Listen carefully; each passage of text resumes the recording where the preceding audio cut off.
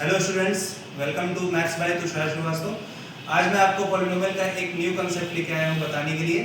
ठीक है, आप सबने पढ़ा होगा पॉलिनोमियल, क्लास 10th की मैं बात कर रहा हूँ। क्लास 10th में पॉलिनोमियल आप सबने पढ़ा होगा, जो भी बच्चे हैं क्लास 10th के। अगर आपने पढ़ा होगा तो आप ये भी जानते होंगे कि जो पॉलिनोमियल में आपके 3 तरह के पॉलिनोमियल होते हैं। सबसे पहला पॉलिनोमियल आपका लीनियर पॉलिनोमियल, दूसरा आप जानेंगे क्वाड्रेटिक पॉलिनोमियल और तीसरा जानेंगे आप क्यूबिक पॉलिनोमियल। तो जो क्वाड्रेटिक पॉलिनोमियल होता है उसके 2 जीरोस होते हैं, आपको पता है, क्योंकि जिसकी जितनी मैक्सिमम डिग्री होगी उतने ही उसके क्या होंगे, जीरोस होंगे।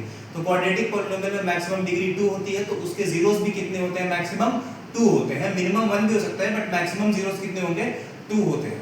ठीक है, यानी कि उसके जीरोस कितने हो गए, 2 हो गए। तो किसी भी क्वाड्रेटिक पॉलिनोमियल के मैक्सिमम जीरोस कितने होते हैं, 2 होते हैं। यानी कि एक अल्फा और एक बीटा। जैसे कि ये क्वाड्रेटिक पॉलिनोमियल लिखी है तो इसके मैक्सिमम जीरोस 2 होंगे, एक अल्फा और एक बीटा। ठीक है, तो अब इस जीरोस के बीच में क्या होता है, रिलेशन होता है, वही आज हम पढ़ने वाले हैं, यानी कि relationship between zeros and coefficient of polynomial.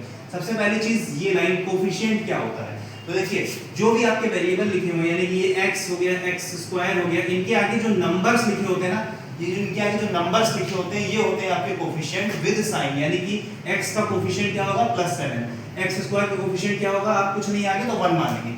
ठीक है, और ये होता है कांस्टेंट विदाउट वेरिएबल। जो सिर्फ नंबर्स होते हैं वो क्या होता है, आपका कांस्टेंट होता है। ओके, तो अब हम यही पढ़ेंगे कि relationship between zeros and coefficients of polynomial. Okay, तो 2 जीरोस हैं, दोनों जीरोस के बीच में पहला रिलेशन जो होता है वो क्या होता है, सम ऑफ जीरोस, जो कि क्या होता है आपका अल्फा प्लस बीटा।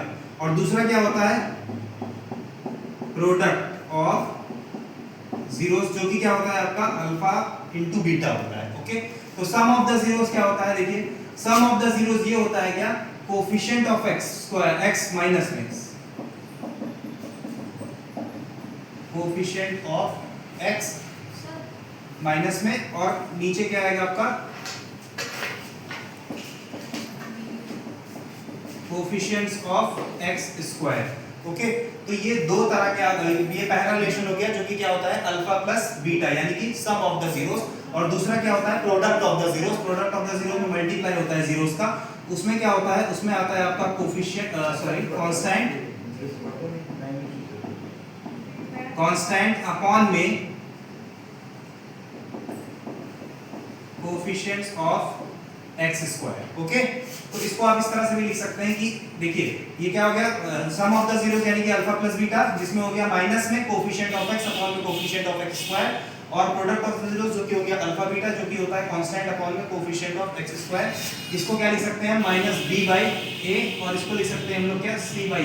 -b/a और c/a क्यों लिखा, क्योंकि आपका जो जनरल पॉलिनोमियल का फॉर्म होता है वो क्या होता है, ax square plus minus bx और प्लस माइनस c = 0। ओके, तो x का कोएफिशिएंट मतलब क्या, ये b, और x स्क्वायर का कोएफिशिएंट मतलब क्या, ये a। ओके, कांस्टेंट क्या हो गया आपका c, और x स्क्वायर का कोएफिशिएंट क्या हो गया a। तो ये आपने देखा होगा कि किस तरह से हम लोग जीरोस और उसके कोएफिशिएंट के बीच में क्वाड्रेटिक पॉलिनोमियल में रिलेशनशिप को फाइंड आउट करते हैं, और इस तरह से ये फॉर्मूला निकल के आता है। आई होप आपको ये वीडियो समझ में आया होगा। तो प्लीज मेरे चैनल को लाइक, शेयर और सब्सक्राइब कीजिए। Thank you.